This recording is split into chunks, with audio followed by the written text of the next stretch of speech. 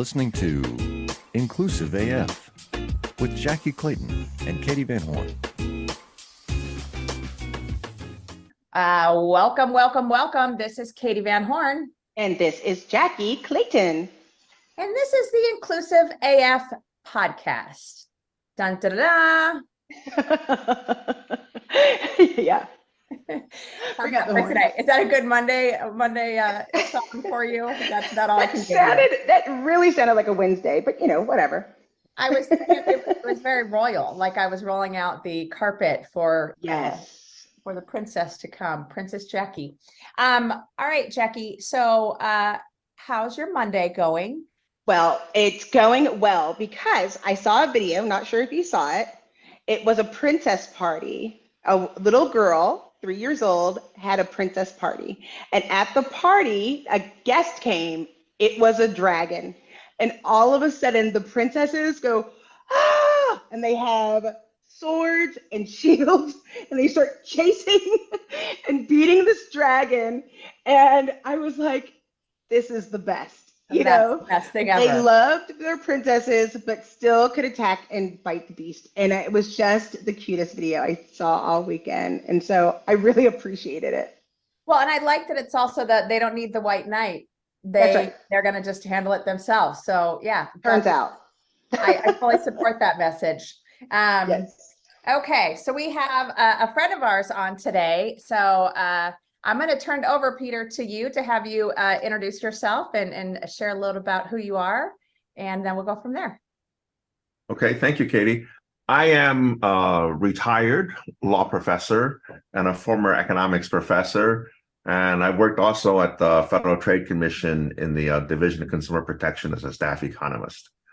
I guess the most unusual thing about me is that I was a freshman at Princeton at the age of 14, and I graduated in 3 years at 17.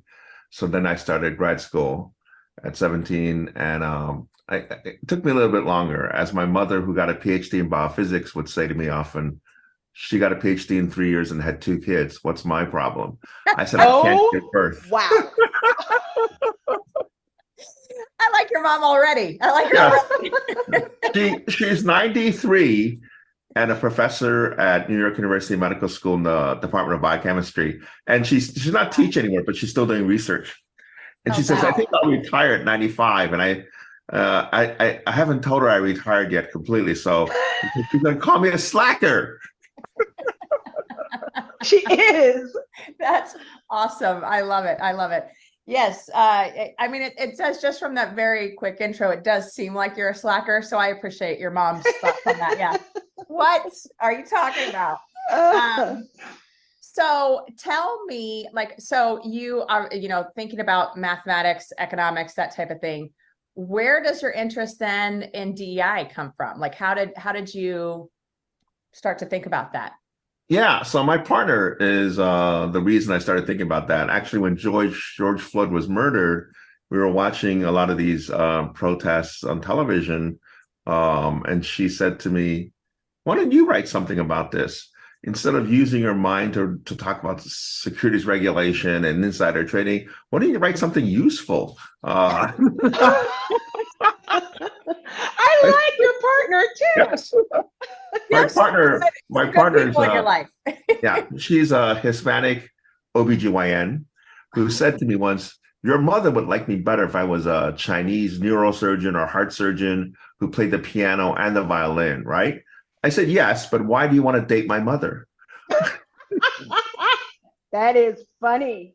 Right. That's a great question. Awesome. So I thought about it a lot, and I said to her, well, other people have worked on this question of discrimination, prejudice, stereotyping. And I said there are a lot of efforts to have people be more inclusive and to encourage diversity and equity. Although she said, yeah, I know what you're talking about, because she goes like, at her job at Temple, she said, they make us watch these videos.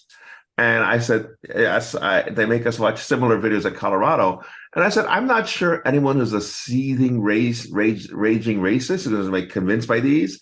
And I think most people who watch these go, yeah, this makes sense. I think, we should have a diversity of opinions because people have different backgrounds, different mindsets. So a team of people who are different are more likely to solve problems than a team of people who are identical. And I said, economists have also thought about, I said, lawyers have thought about this in terms of hate crimes, whether that will discourage racism. I said, it's unclear because sometimes someone might want the honor, quote unquote, of committing a hate crime, right? Because they might brag about it. So I said, it's not good. The direction of causality is correct. And I said, the other thing is, it's not always obvious whether something was a hate crime. So when the person in Atlanta killed the hairdressers, right? Some people thought, I think the sheriff said he had a bad day. But some people thought it was a hate crime. In fact, it was reported that way in Korea. But in the US, it was not, the focus was not that most of the victims were Asian. It just was like, it was a coincidence that happened. And I said, economists have also looked at this issue, although in a way that's kind of interesting because there are different models of discrimination. Like one due to Gary Becker, who's a Nobel Prize winner, is that firms discriminate not because firms have discriminatory intent, but their customers have prejudice. So they want to satisfy their customers' preferences or their employees' preferences. And they're not willing to do something until someone else does. So like the first Black person in baseball or football was a big thing, but once that happened, the floodgates opened. And I said, the other sort of dominant model of prejudice is due to lack of information. So the idea is employers don't know the productivity of a particular person, but they've hired people with different characteristics that are observable, but unalterable. So the idea is if I hire a lot of orange people and they turn out to be very productive, but purple people tend to argue, then I might develop some beliefs about orange versus purple people. Now, the problem with this is if I think that people who are teal are not productive, I may never hire them or offer a very low wage for them. So therefore, I will get no disconfirming evidence. My beliefs will just stay wrong forever because there's nothing to test them. And this often leads to like occupational segregation. Like, most of the people who I talk to as an orthopedic surgeon, because I might need a knee replacement, they're men and they're very macho and very competitive. And I asked someone who was a hand doctor why this is. She goes, it was a field that very few women went into until Title IX and women's sports happened. But before that, it was just a male field. And she goes, also, hip replacements and knee replacements were not as common as they are now and as quick to do. So I said, I have a prejudice, which is I would like women doctors, women dentists, because I think they're more careful and more, they take more care, they're more empathetic than my experience with male doctors and dentists. And I said, it's interesting because any given individual has different attributes. You can think of them as a point in a high dimensional space. Like I'm American-born Chinese, I weigh a certain weight, so forth. And I said, any race or ethnicity has a distribution of people, right? And for every Mother Teresa, there's a Hitler. For every Gandhi, there's a Stalin. So to think that I can infer something about you as complicated as your productivity just from the race that you have, which is the amount of melatonin in your skin, that's kind of amazing to have that belief. And it doesn't make sense if you think about it from a mathematical, statistical way, right? And it also sort of insults or devalues people because it doesn't treat people as individuals.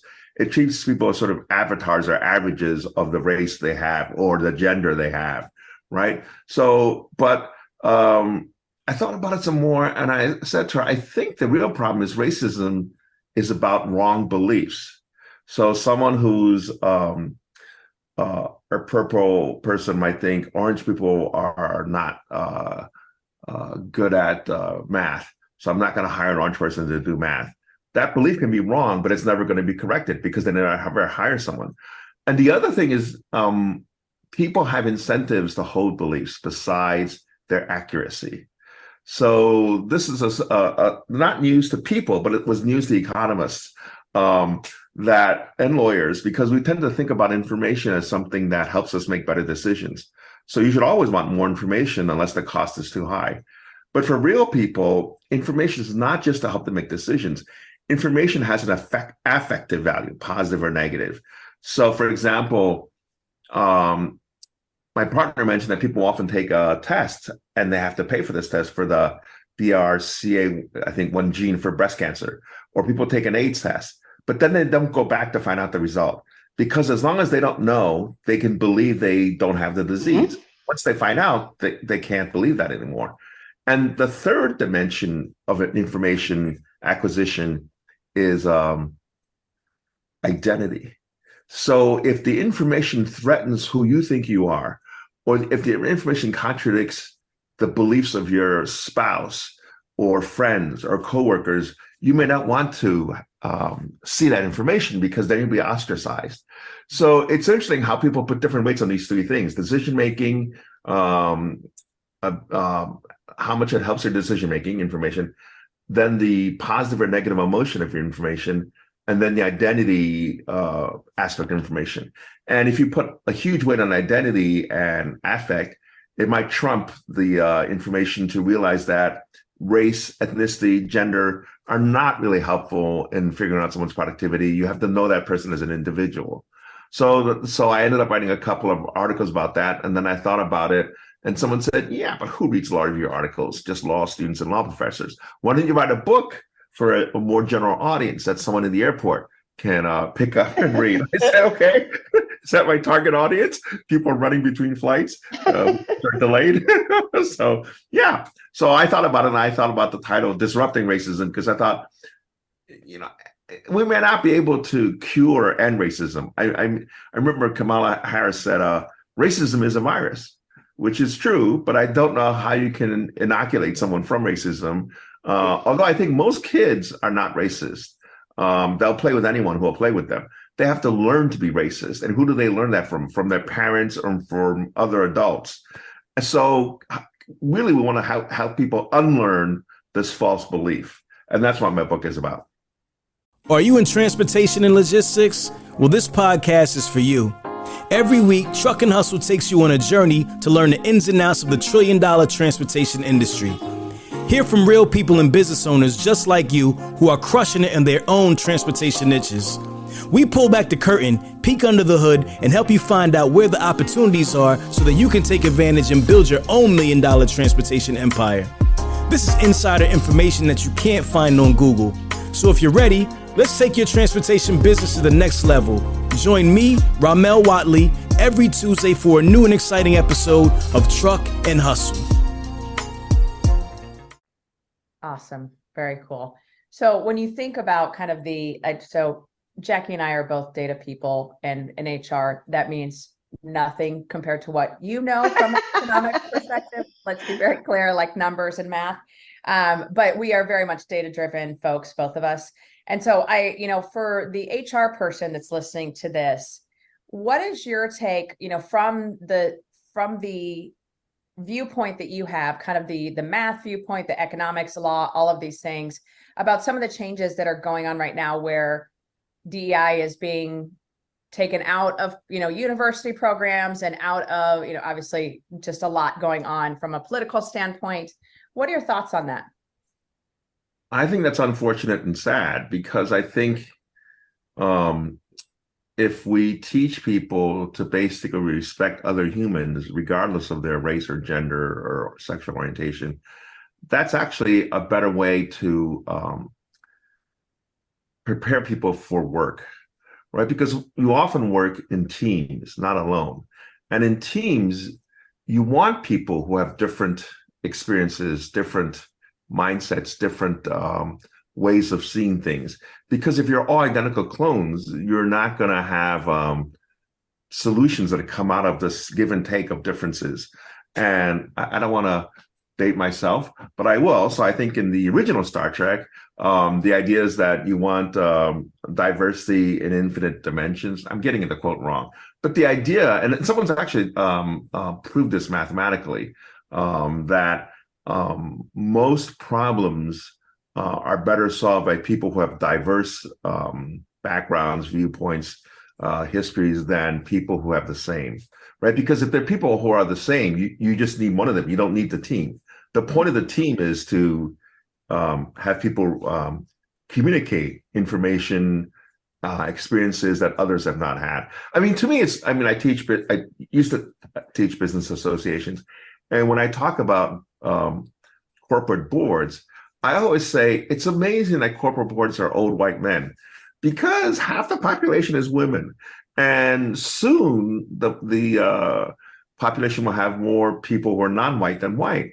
And I said, it's not clear to me the old white men will know what things women want to buy or people of color want to buy, right? So I said, it's in the interest of a company to maximize profits to have this diversity. But I think things are slow to change, and I think people think of it as a zero-sum thing. If we have women and minorities, that's fewer Caucasian men. Well, and I think, we talk about it all the time within DEI, where it's like, sharing these things, or we're actually talking about, doesn't necessarily mean it's taking away from you. In fact, it's adding more to you. Right. And it was funny. I will get there. I'll talk about the circle and you'll understand, and we'll get there. So I am a Newcastle United fan in the Premier League in football / soccer, as we call it in the United States. So last week, I was in Las Vegas with my sister. I'm Black. She's Black.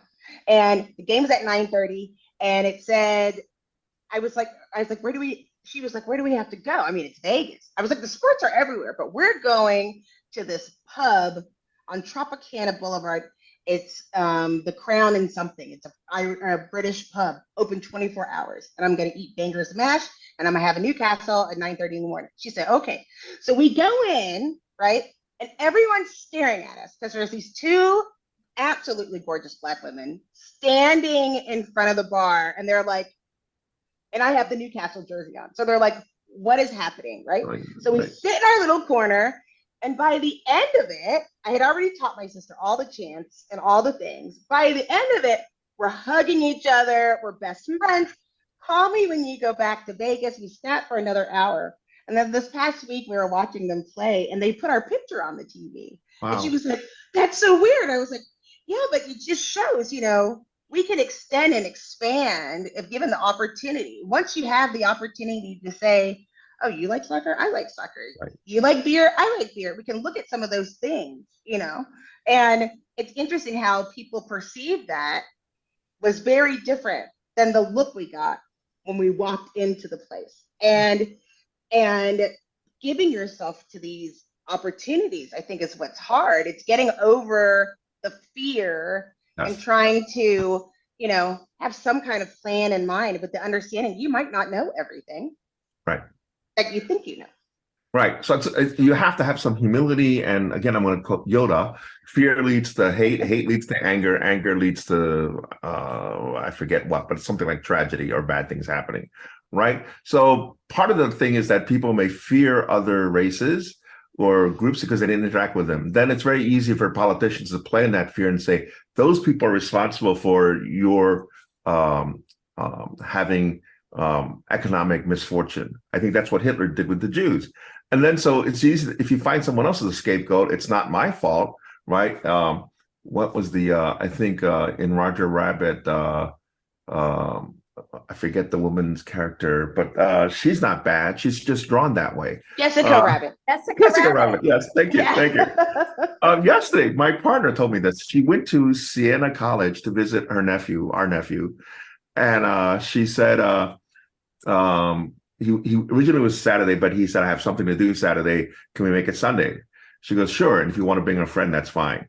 So he bought 5 friends, 5 tall, white,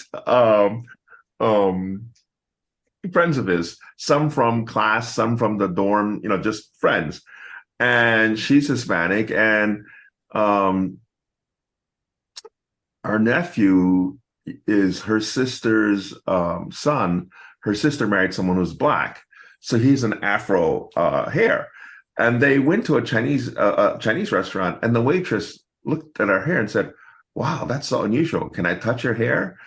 And my partner said, "Okay, we know you like his hair. Like if some man said to you, 'I want to touch your hair,' you would be probably freaked out. So let's move on from the hair thing to ordering sushi now." And I said, I said, I saw a video, a half-an-hour program, I think, of Stanford women's volleyball team, and they played in China. And in China, they were like, these are tall, white, blonde women. They were like everywhere. It was like a big deal. And then she went on her way driving back, she went into a Wawa. I don't know if so it's like a 7-Eleven. So she went in and everyone was white. The customers, so she thought, okay, and they looked at her strange, probably the same way they looked at you when you went in there. So she got what she wanted, and she got in line with 3 white men before her, and something in the back of the register, like some machine, made some strange noise. So she looked at it, but then she helped the 3 men. Then it came to my partner's turn, and she went to fix that.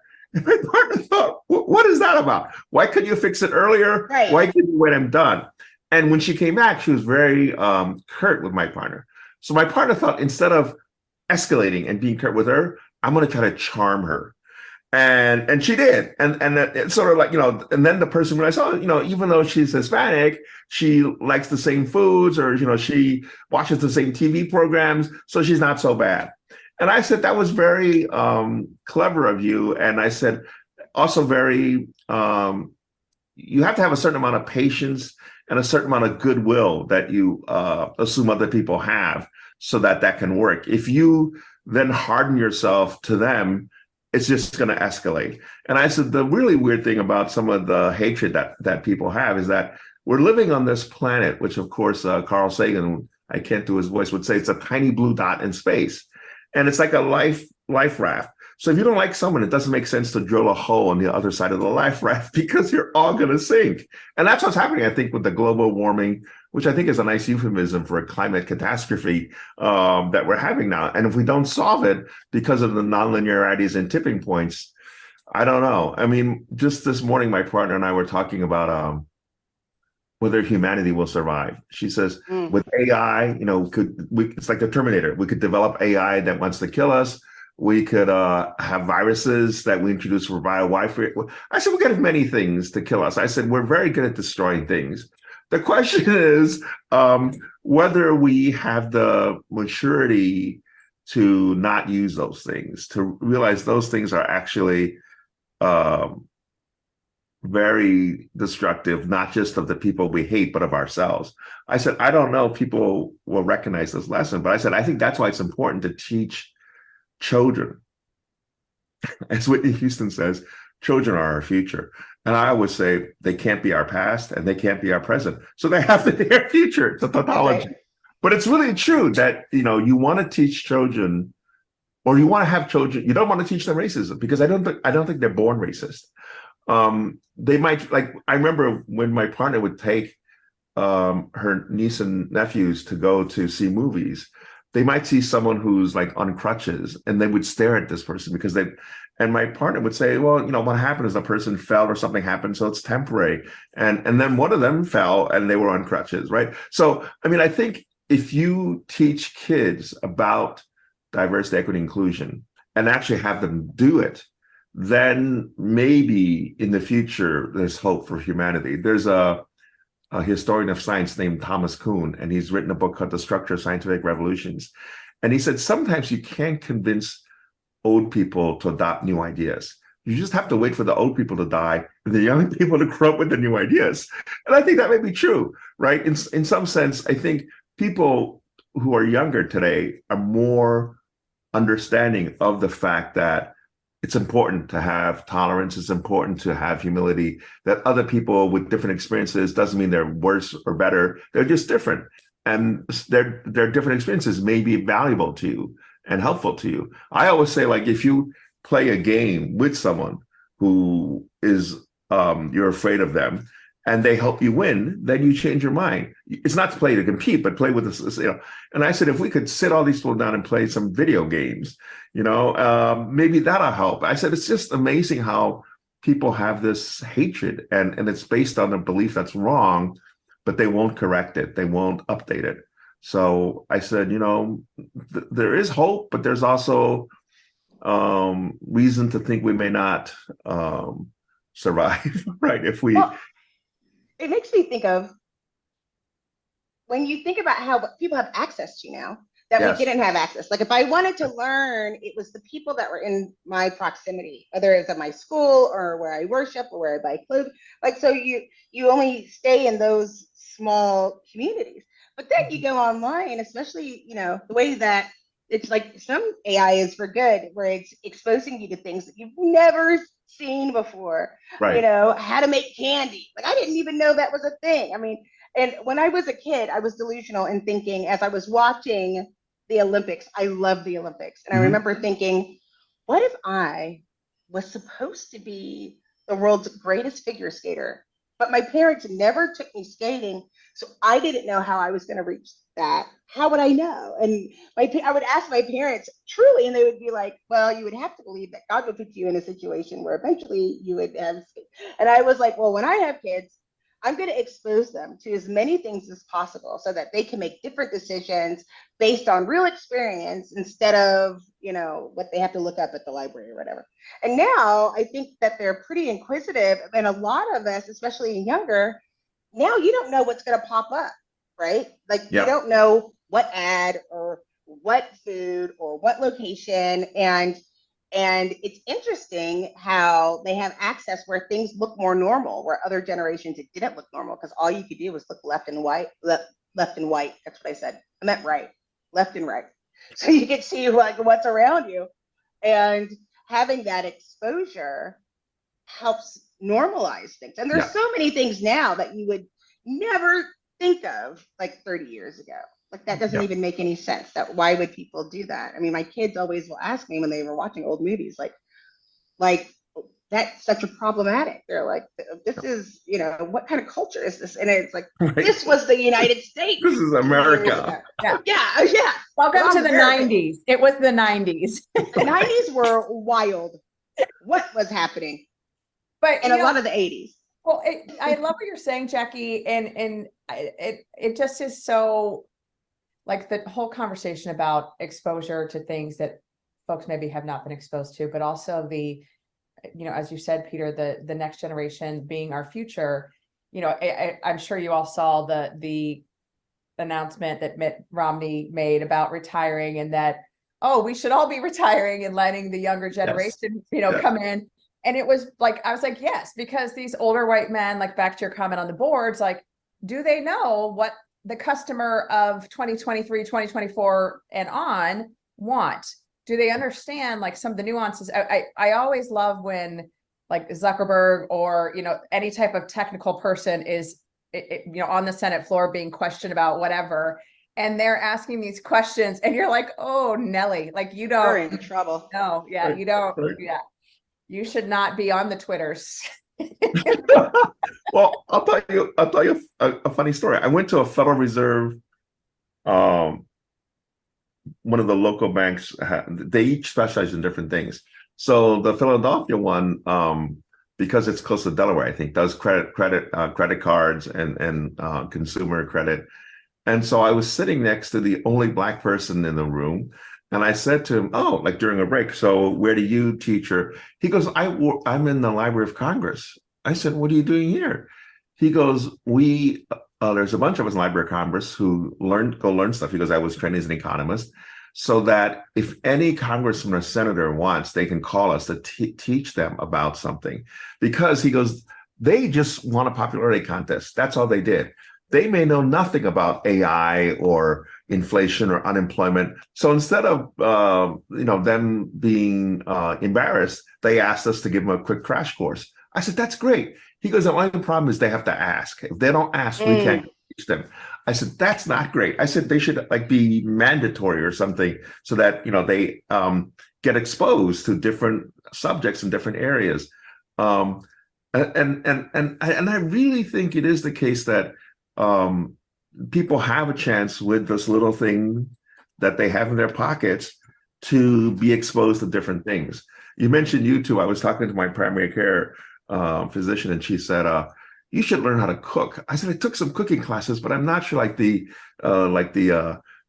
adult education at the high school near me." She goes, "YouTube." She goes, "You can learn to do anything on YouTube."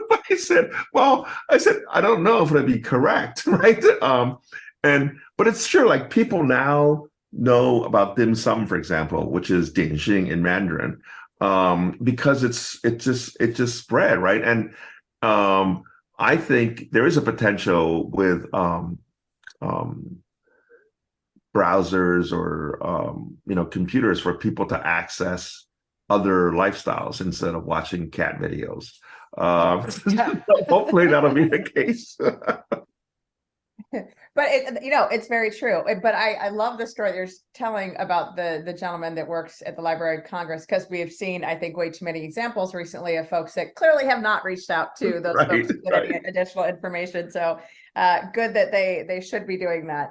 So I'm going to shift gears a little bit. I would love to hear your thoughts just from a economics perspective. Obviously we have a lot going on with the economy right now, and would love to hear your take on community banks and on some of these things that are being pitched as ways to become more diverse or to support more diverse companies, groups, etc. What are your thoughts on some of these different diversity, I won't call them initiatives, but kind of the community-driven ideas? Welcome, change agents, to your go-to place for stories that ignite your spirit, fuel your purpose, and connect us all.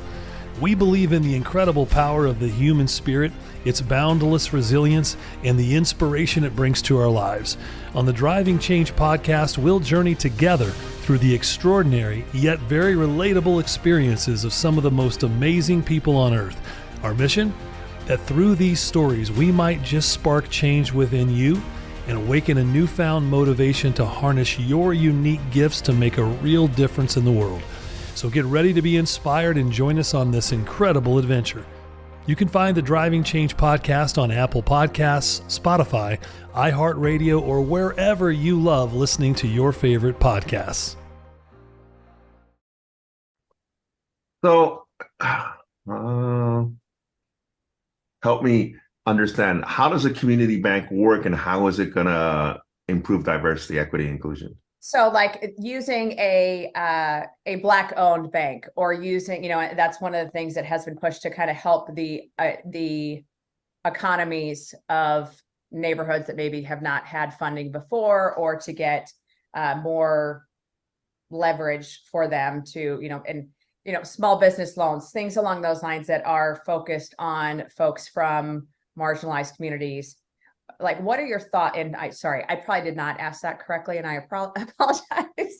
But what are your thoughts on some of those activities? I think that's a great thing, because I think that, there is research showing that children pick up a lot of their financial habits from their parents. So if your parents are disorganized or don't pay the bills on time, you go, oh, that's the way things are done. If, like, for example, my parents would only buy things with cash. They would only buy a car with cash, a house with cash. And I, there's things called credits, and she goes, no, we don't want to owe people things.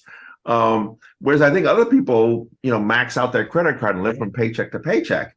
And I think banks are things that I remember as a kid going to a bank. They used to give out toasters and other sort of things for opening an account. And I also remember the idea of a Christmas club account, I think, or Christmas. So the idea is they take your money, there's very little interest, but they basically keep it away from you until Christmas. So it's a mechanism or device to impose self-control on you when you don't have self-control yourself. And I think having banks cater to particular demographic, I think there's one bank in New York City, it's all women, right? And the idea then is that you don't feel so out of place, like you're the only one there. I mean, I was talking to my students and I said, it's not enough just to have one Black person on the corporate board because that's the token Black. You need at least two so they can talk to each other and interact. And I think banking is something that really is important, access to credit and also access to the stock market. So there are studies in countries where people don't trust other people. They don't really invest in stocks.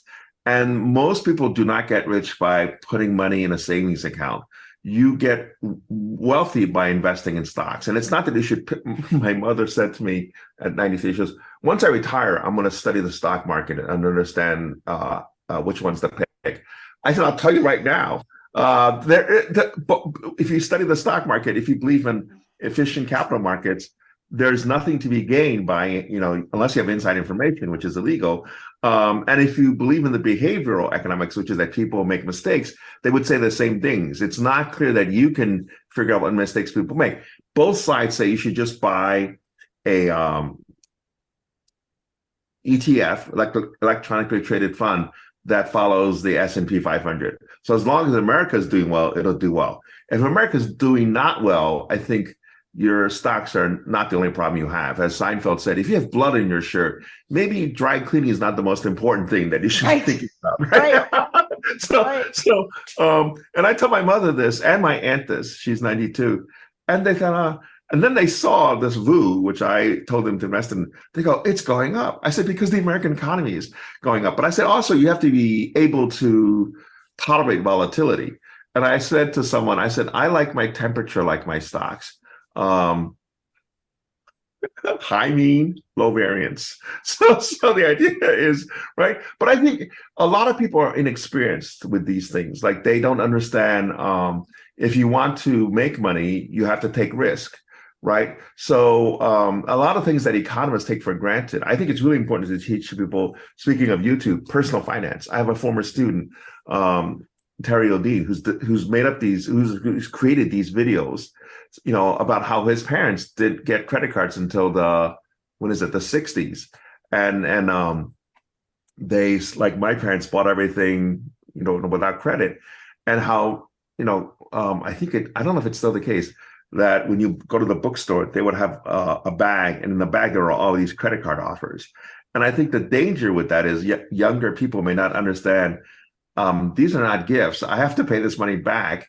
And if it's at a high interest rate, the cup of coffee at Starbucks, which is $4, will end up being $25. Or if I get an overdraft charge, for something, then it's, So I think there's a lot of ways, as Elizabeth Warren says, that there are these tricks and traps that banks do. So it's important to have people be familiar with banks, but also realize, like someone joked, a credit score is not really a great thing because it's a debt score.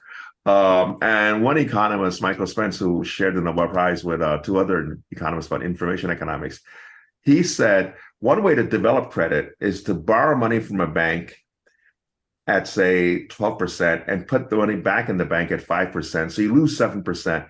But when you pay it back on time, and you have to take out of your pocket. Because people without a credit history, they consider risky, right? So women for a long time, if their husband died, they would have no credit. And the other thing I think that's dangerous is when, like in a couple, the division of labor is the man deals with finances.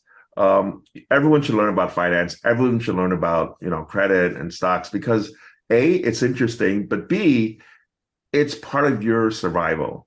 And I said this to my partner. I said, we teach trigonometry in high school. I don't know how often I've used trigonometry. I think it's never. But I think if we teach how to make vegan dim sum, that would actually be helpful to me now. I don't to eat nutritiously. Yeah. So I feel like that's so important. I was watching, I don't know if either one of you watched Succession, that was on HBO Cinemax, but it makes me think about equity so much, because here you have a company, a family, and it's loosely based on the Murdoch family, right? And there's a scene where their cousin, his name is Greg, goes, now that you have all this money, what are you going to do? And then he says to his coworker person, have you ever been to California Pizza Kitchen? And the guy was like, no, I haven't. He was like, oh, it's the best. And he was like, no, it's not. He was like, you haven't been there. He was like, no. And I'm not going to California Pizza Kitchen, and you shouldn't either. And it made you think like, there's all these lines of stuff that is passed on generationally. If you come from a family of wealth, they know what fine dining is. This other person didn't. So to him, all he could think about was California Pizza Kitchen. And so you get to this point where we are now, where it's like, yes, we want to be inclusive. We want to have these inclusive environments. We want more people in leadership positions. You still have to remember whether they went to college or not, the majority, it's segmented in what they actually learn as far as the real world. I mean, this year, I had a hysterectomy. I didn't know anything about it. And it's like, all women are going to go through this decision at some point. There's no place for any of us to go. And if you weren't in a family that was sharing, you know absolutely nothing. And that's where equity comes in. Like, if you're the head of this organization, there's also rules that people don't talk about that you weren't privy to if you weren't invited into the room. And so many people talk about seats at the table, but you really want to get in the room and mingle and network for a really long time to make sure that you didn't pick up the wrong chair, because you could be stuck in the wrong chair for a really long time. Yeah. No, I think that's absolutely crucial. It's not just inclusion, but it's sort of knowledge of the social norms or of the sort of hidden things that may not be on YouTube, but may be on YouTube also. So my niece Anna, who's just turned 12, she said to me, Uncle Peter, free food is good. I said, not always. And then she went with her dad to a French restaurant. She goes, oh, it was very fancy. And I think I like French food now. I said, because of the fanciness? Right. And so I think you're right. I mean, people who are wealthy, they just pick up these things and take them for granted. My partner said this, that, she went to Hunter College High School, and she said all of her classmates were wealthy. And when she went to their apartments, she was just amazed at how they lived. And I said, I went to Horace Mann, which is a prep school in Riverdale, at least from 7th to 9th grade. And it was the same way. I said, intergenerational transfer of wealth happens. Intergenerational transfer of trauma also happens. But I said, we really need to sort of figure out ways to provide equitable access to educational opportunities. And, most lawyers predicted the affirmative action decisions by the Supreme Court. And I said, we can't use race-based affirmative action, but we could still use other kinds like socioeconomics, adversity. But I said, the real thing I think about this is during COVID, we used Zoom.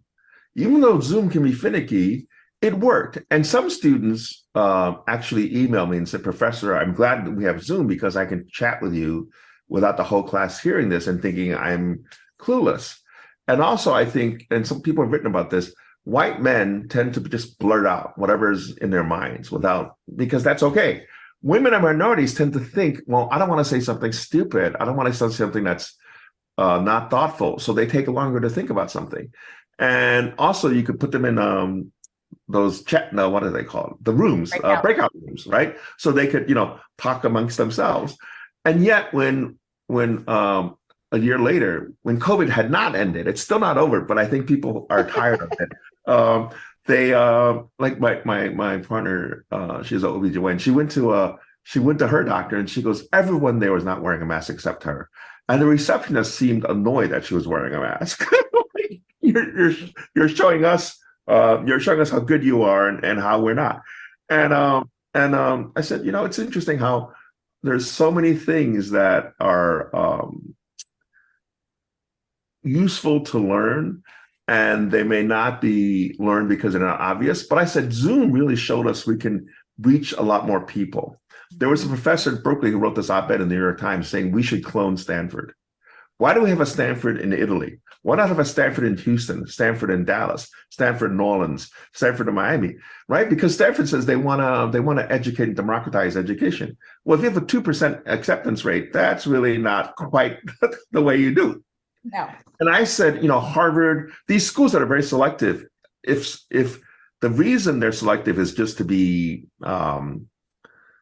valuable, quote unquote, or to be statusy, that's not a good reason. And in some sense, I also say calculus at Harvard is the same as calculus at a community college. I mean, calculus is calculus wherever you learn it. But if you have classmates who have different backgrounds than you learn something from them, right? And it is weird that the justification for diversity in the jurisprudence for affirmative action was that basically we want our white kids to be exposed to the Black kids' experience. That's a very strange justification for affirmative action. But I really think, we could clone schools. We could have Zoom so that everyone who's qualified to go to Stanford or Harvard can go. But I don't know that'll happen because that'll take away the elite status or selectivity. But I said a lot of stuff, like Jackye was saying, you can learn on the web. Like I was saying to my niece Anagan, I said, there's a lot of stuff you can learn from for free, like about data. She really likes playing video games. I said, instead of just playing them, why don't you learn how to be a video game designer or make video games? I said, I think everyone at Stanford used to take Econ 101. But this year, I think the most popular class was how to design your own app, because everyone wants to do that and be, and speaking of popularity, I think at Harvard, the class was Ec 10, most popular, just principles of economics. But then it became positive psychology, which I think shows that a lot of people there were not happy and they didn't know how to be happy. One of my nieces, another one, said to me, Uncle Peter, can you play with me? I said, I have to finish writing this. She goes, what are you writing? I said, I'm writing an article on happiness. And she goes, on happiness? I said, yeah. She goes, shouldn't everyone study happiness? I said, they should, but it doesn't happen. And I said, we think money or status will make us happy, but that doesn't. Or if it does, it's very short term. I said, relationships, having meaning and purpose in your life. These are the things that make you truly happy. And I said, a lot of people don't seem to, their life, the way they run their lives doesn't seem to reflect that. And I said, also, if we taught people that, maybe we'd have more peace and more, less consumerism, less pursuit of materialism. And then she goes, but can you get me a Malibu Barbie for Christmas? That was a sure, uncle, but also. Yeah, cool. Would love, we are at time. And so unfortunately, we have to wrap up, but would love for you to share. So first off, your book is Disrupting Racism, and we'll put a link in the show notes so folks can go out and buy it. But would love, what are one or two things that you would like for our listeners to hear from this episode? Well, I think the main thing is to not think racism has to be that way, right? That racism can be disrupted. Part of it is through being more inclusive. The idea is that if you work and play with other people who are different than you and realize they can help you, then maybe your racism will be toned down a bit. Another one is to have positive conversations with people, right? There's a professor, Alison Brooks at Harvard Business School, who's writing a book about how to talk gooder, because she says most people don't know how to talk. They don't know how to listen either. They just, spew information. But that's not always the purpose of conversation. Sometimes the purpose of conversation is just to be empathetic. And my partner says this to me too, which I think is a common male-female thing. She goes, I'm telling you this problem not because I want you to solve it. I said, then why are you telling me this problem? She goes, so that you can empathize with me. And I said, there's a scene in the movie White Men Can't Jump where I forget, Rosie Perez's character says, I'm thirsty. And Woody Harrelson says, I'll get you some water. And she goes, I can get my own water. I don't need you to get me water. I want you to say, I too have known thirst. Yeah. And I think we can do things as individuals and as a society to disrupt racism. From a society point of view, one is to have organizational and social norms, organizational cultures, which are more positive and supportive of people with different backgrounds, right? If you teach, like when I took history, we never talked much about the history of anybody except white people and up to like World War II. Right. And if you look at the history, Asians, Blacks, Native, all the different groups actually helped America become what it is today.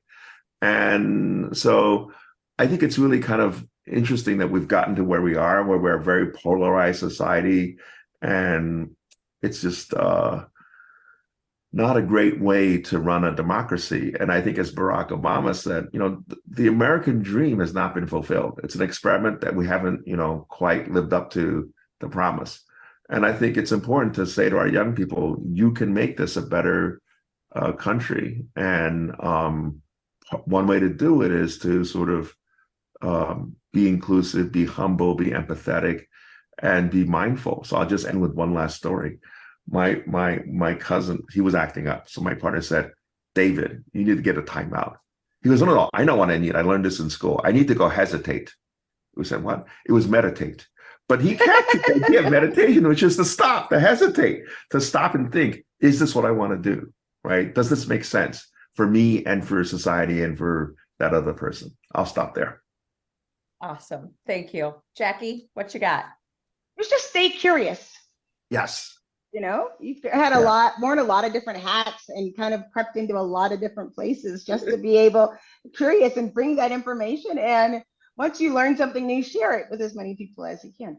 Yeah, I said this at a conference recently, that if someone said, what do you want people to take away? I said, if you can know something at the end of the day that you didn't know at the beginning of the day, that's a great day. Yeah. And I said, there's nothing wrong with admitting you don't know something. You want to learn something, because then you benefit from this. And I said, saying you know everything is A, impossible. B, it's sort of arrogant, right? You want to be humble and you want to be curious, and you want to think of learning as a lifelong process. It doesn't end. It doesn't have to end. Yeah. Absolutely. I'm going to say two things. The Library of Congress thing, that they actually have folks that can provide information to our political leaders. That's a good bit of information for all of us to be aware of. That's something that we can tell them to go do. Yes. But I think the other piece for me is also just that whole idea of, from the money perspective and the psychology around money and how we think about it. And, you made the point of, you're not going to make money by putting your money in a savings account. You're going to make money by looking at the S&P 500. You're going to, look at some of these other things. But folks aren't taught that. And so it is also the go use YouTube, whether it's to make dim sum or it's to learn more about how to actually get stocks and whatnot and kind of get your portfolio put together. So thank you so much for joining us. We truly appreciate it. And we will have this out for folks soon. So thank you so much for joining us. This is Katee Van Horn. And this is Jackye Clayton. Bye. Bye. Bye-bye. Are you in transportation and logistics? Well, this podcast is for you. Every week, Truck and Hustle takes you on a journey to learn the ins and outs of the trillion-dollar transportation industry. Hear from real people and business owners just like you who are crushing it in their own transportation niches. We pull back the curtain, peek under the hood, and help you find out where the opportunities are so that you can take advantage and build your own $1 million transportation empire. This is insider information that you can't find on Google. So if you're ready, let's take your transportation business to the next level. Join me, Ramel Watley, every Tuesday for a new and exciting episode of Truck and Hustle.